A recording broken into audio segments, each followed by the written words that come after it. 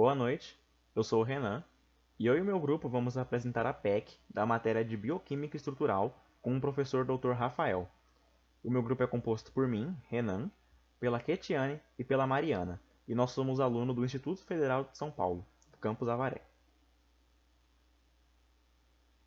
Boa noite. Nós vamos começar falando um pouco sobre as definições de enzimas.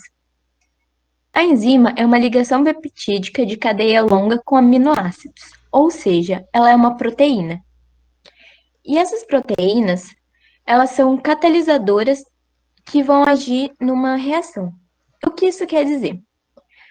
A catalisação vai ser um processo que vai acelerar a reação do organismo e também vai fazer muita eficiência no processo do metabolismo, porque vai ajudar a ter um metabolismo mais rápido e atuar sobre ele. Essas enzimas também, ela não vai mudar a sua composição. Elas vão, elas vão ser consumidas e mesmo assim vão ficar do mesmo jeito que elas começaram. Por isso que muitas vezes elas vão atuar em vários processos de um jeito muito rápido. Pode passar. Boa noite. Então, pessoal, como que essas enzimas aumentam a velocidade da reação?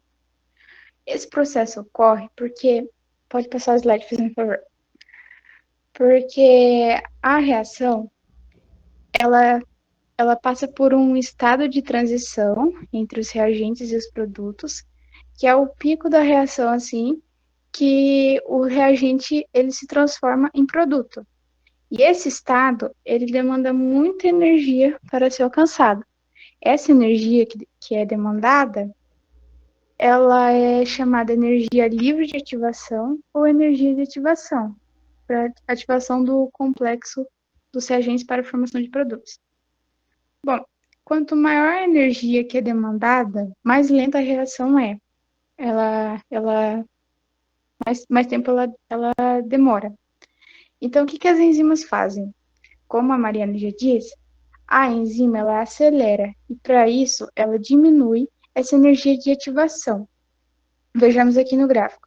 Em azul está sem o catalisador. Então, essa curva ela ficou mais alta, demandou mais energia para acontecer o pico da reação, para a formação dos produtos.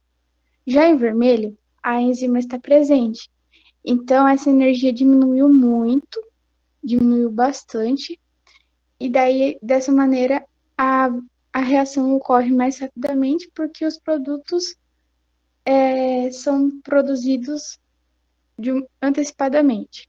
Volta o slide, fazendo um favor. Bom, a velocidade da reação ela é proporcional à concentração dessas enzimas, porque quanto mais enzimas estiverem na reação fazendo com esse complexo enzima-substrato, mais rapidamente a reação vai acontecer. Pode passar 2 slides, fazendo um favor. Aqui vejamos que tem duas fórmulas, na verdade elas são a mesma, mas a questão é que na primeira, que está o B e está positivo, é referente ao produto, a velocidade de formação referente ao produto, em que V é a velocidade em mols por litro por segundo, e essa variação aqui do B aqui é a concentração molar sobre o tempo.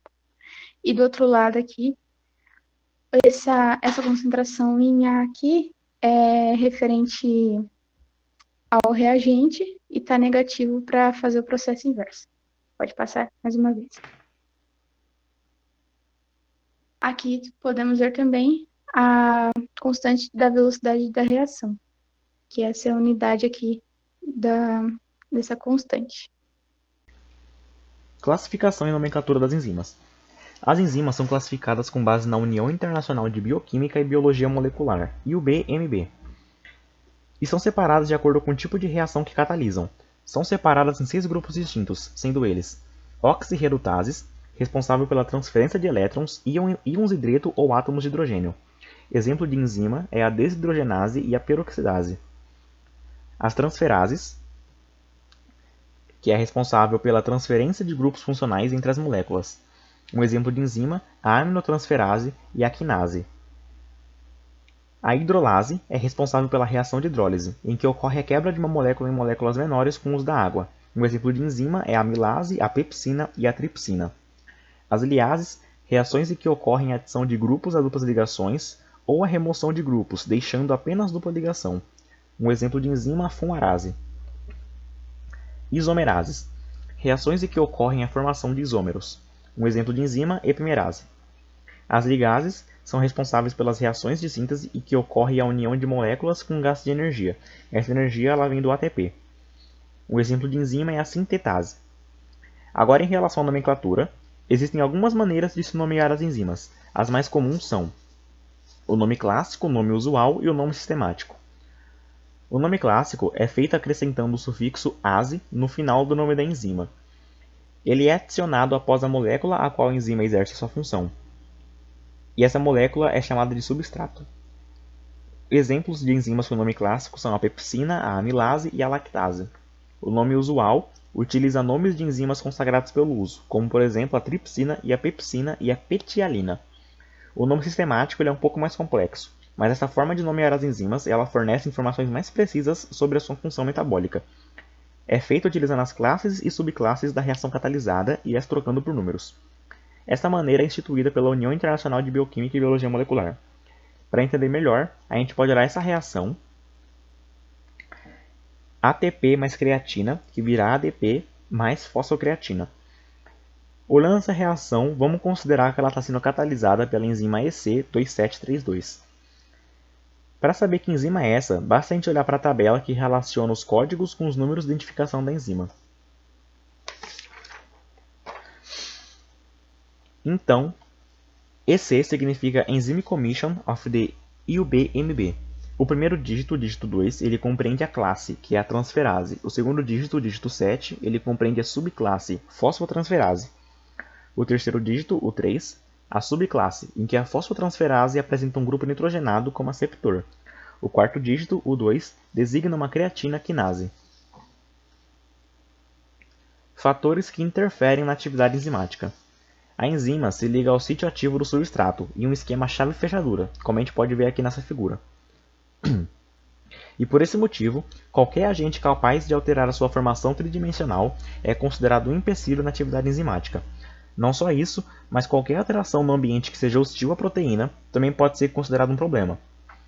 Por isso, a atividade enzimática necessita das características ideais do meio em que se encontra. Os fatores que mais necessitam de um controle rigoroso para garantir a sua atividade são o pH e a temperatura. As enzimas possuem um pH ótimo, que é o nível de acidez que irá garantir a máxima eficiência da proteína. Cada enzima possui o seu próprio nível de pH ótimo.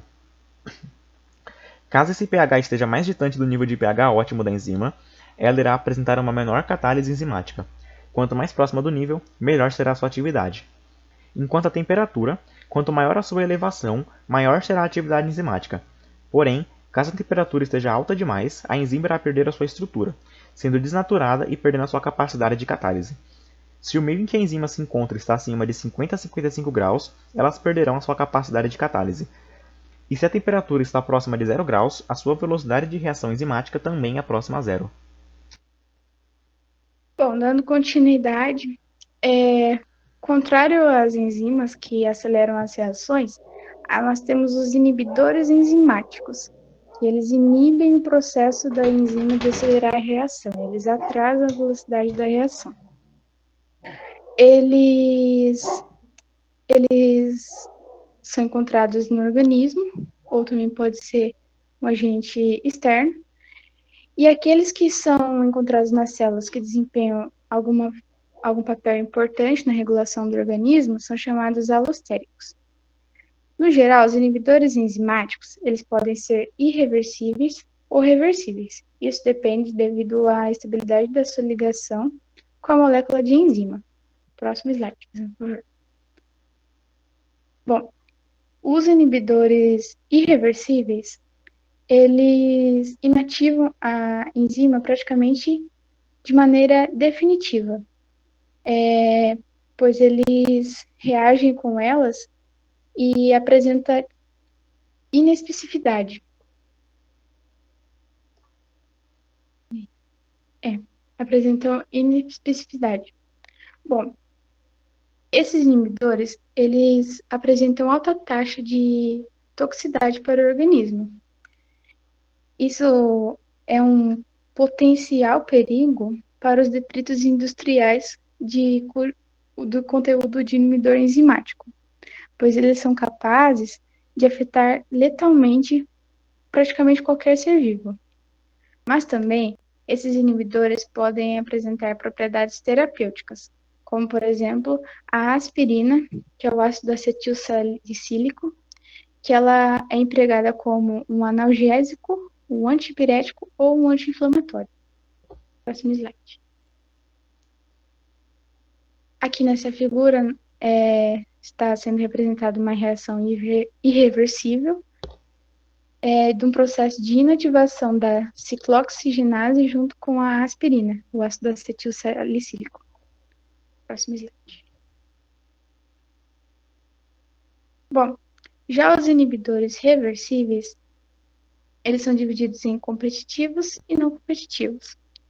Os inibidores competitivos, como o próprio nome diz, eles competem com o substrato pelo centro ativo da enzima. E dessa maneira, eles são capazes de produzir um complexo enzima inibidor. E dessa maneira, eles desaceleram as reações. E aqui está a constante de equilíbrio da reação que possui o inibidor competitivo. Próximo slide. Bom, aqui, nesse gráfico aqui, em verde, nós podemos ver uma reação que não possui um inibidor, ou seja, ela está sob a ação apenas das enzimas, e no verde, né? E no azul e no vermelho, aqui o laranja, são reações que estão com o inibidor em concentrações diferentes. Podemos observar que o azul é uma reação mais rápida, portanto, ele está com menos concentração de inibidor, está desacelerando menos a reação. Já a linha vermelha ou laranja, ela está com mais concentração de inibidor e por isso está apresentando uma curva mais alargada e, consequentemente, uma reação mais lenta. Próximo slide. Os inibidores não competitivos, diferentemente dos competitivos, que podem se associar ao centro ativo, eles não apresentam nenhuma semelhança estrutural com o substrato. Então, eles realizam esse processo de desaceleração,